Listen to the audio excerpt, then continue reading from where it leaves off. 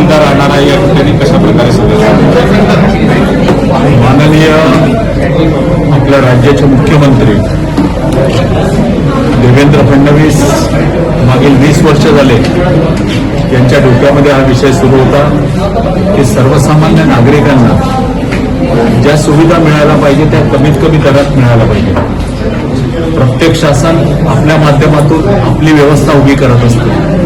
मग मेडिकलमध्ये असो, एम्समध्ये असो अथवा मेयोमध्ये असो या व्यवस्था उभ्या आहेत, परंतु उभ्या असताना देखील वेटिंग लिस्ट जी आहे ती 1-1 महिन्याची 1.5 महिन्याची वेटिंग लिस्ट आहे आणि त्यामुळे अशा पद्धतीच्या व्यवस्था जास्तीत जास्त मोठ्या प्रमाणात केल्या पाहिजेत। उच्च तंत्रज्ञानांनी ज्या मशीन्स आहेत त्या मशीन्सच्या माध्यमातून केल्या पाहिजेत आणि त्यामुळे भारतातील सर्वात मोठं सेंटर ज्या ठिकाणी 2 MRI, 2 CT scan, 2 ultrasound machine, 1 x-ray, 1 pathology आणि 25 डायलिसिस मशीन्स या एकाच वेळी कार्यान्वित होत आहे।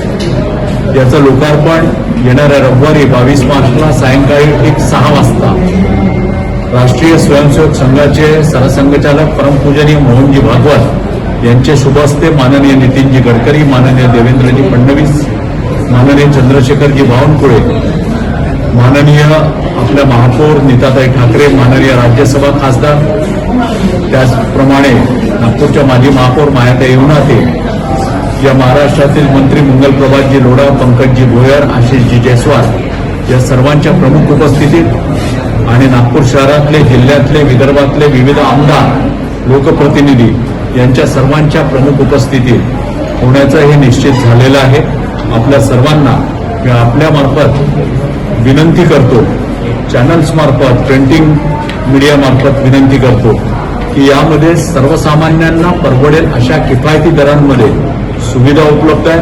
असं म्हणायला हरकत नाही की जवळपास शासकीय दरांमध्येच या सुविधा उपलब्ध आहेत। त्या सुविधांचा वापर सर्वसामान्य नागरिकांनी करावा हीच यावेळी आपल्या सर्वांना प्रार्थना करतो। दादा, मध्यंतरी तुम्ही निर्णय घेतला होता की राजकीय संन्यास राजकारणात घ्यायचा आहे।